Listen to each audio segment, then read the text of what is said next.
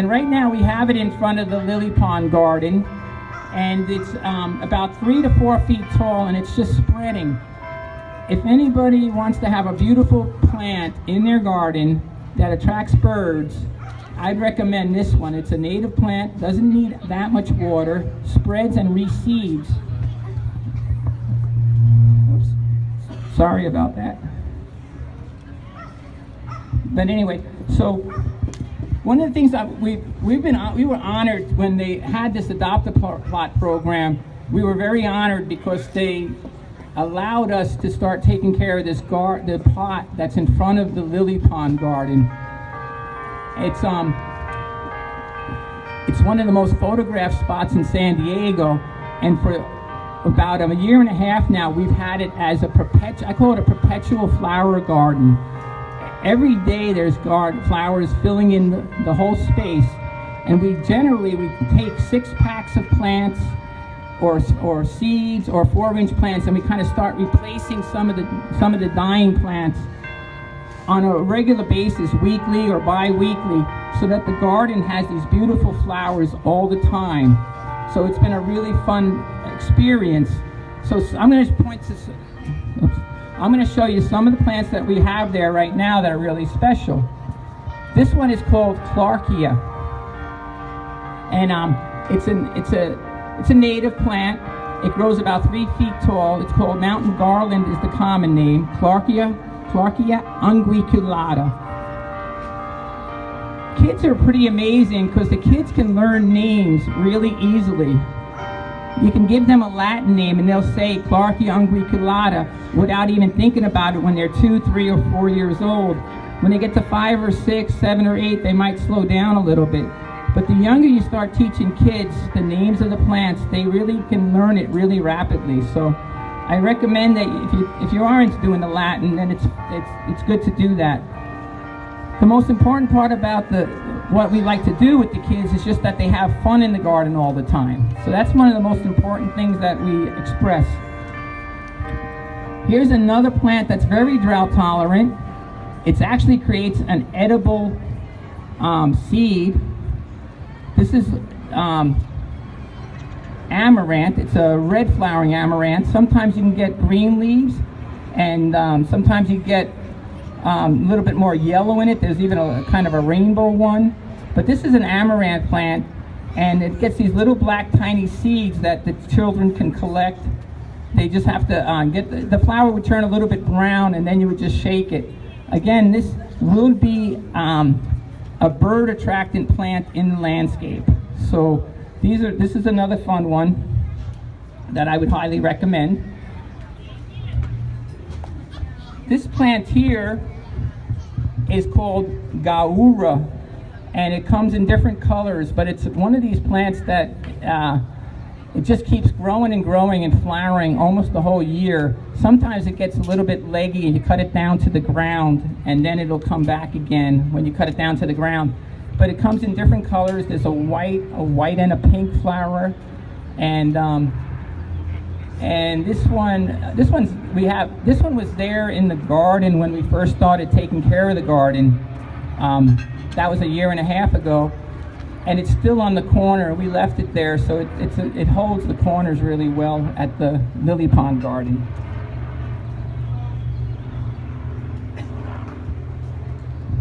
So there's different ways to get kids to get children interested in plants.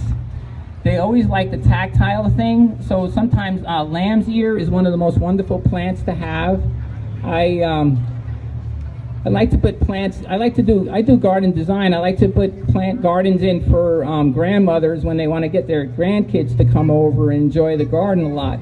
So I'll find plants that are very attractive for the kids to play with. Lamb's ear is one of these very soft ones. This one's a different plant. Lamb's ear is gray and it has this furry leaf, so kids really like that one.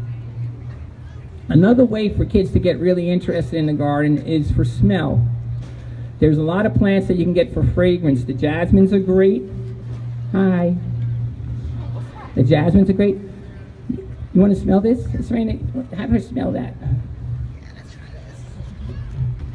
I'm going to pass this one around. because it's one of my more magical plants that I like in the garden, and I'll have people smell it. A long time ago, I was smelling this, and it reminded me of something, and I thought, that smells like this certain thing I remember as a kid. So if you can pass that flower around, let other people smell it, that would be wonderful.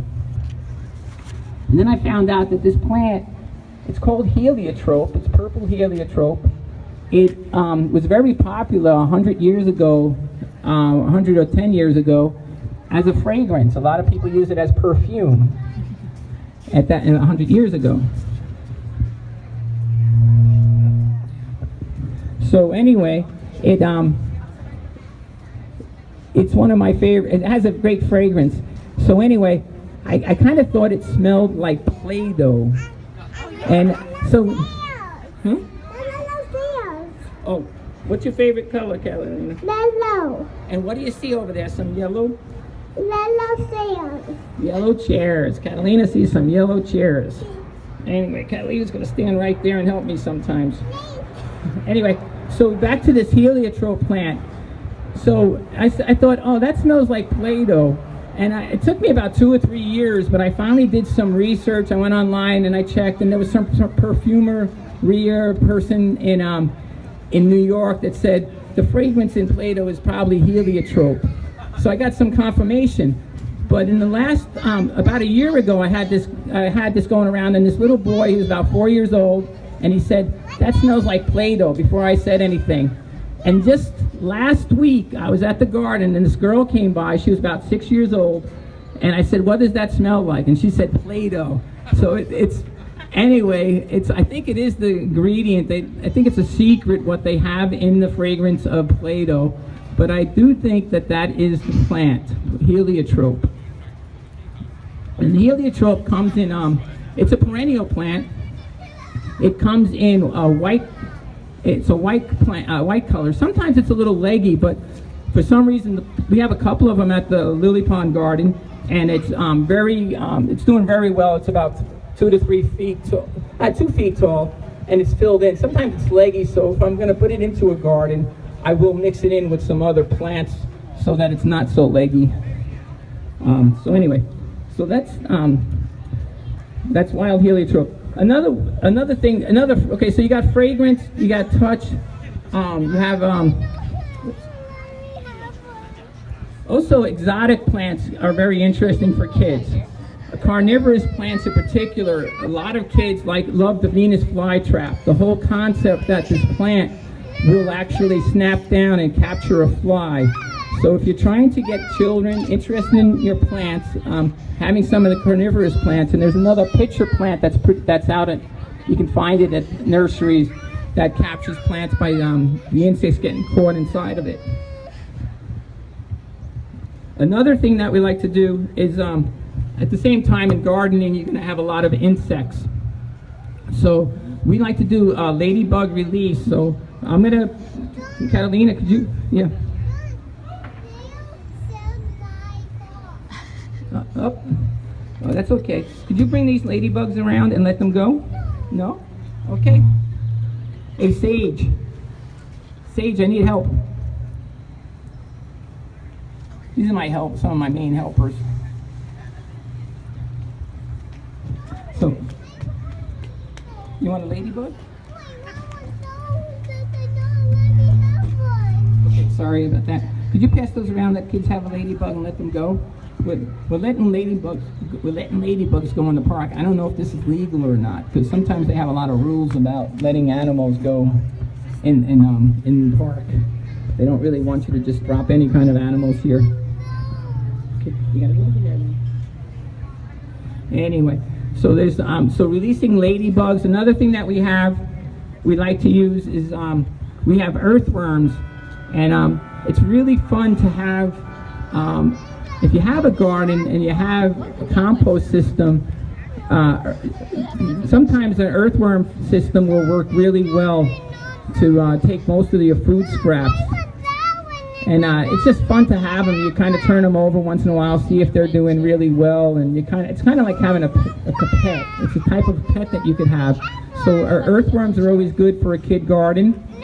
And the other thing that as far as composters go, we have chickens in our yard, and now San Diego's pretty lenient on having animals, but having chickens in the garden, kids are fascinated with the chickens, but they also do a great job of composting. You can throw almost anything in the chicken coop and they will make it into compost a lot faster than earthworms or buying any of these fancy composting systems.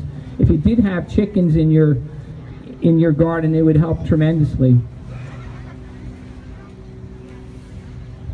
So if anybody does want to come to work in the garden, on Saturday mornings we work at the Lily Pond Garden. We're usually there around 9 or 10 o'clock, and we are looking for helpers.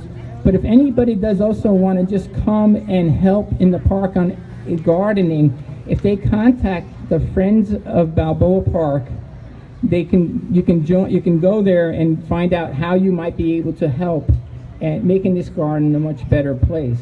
So that's what I'd recommend you guys do. Just help out with everything.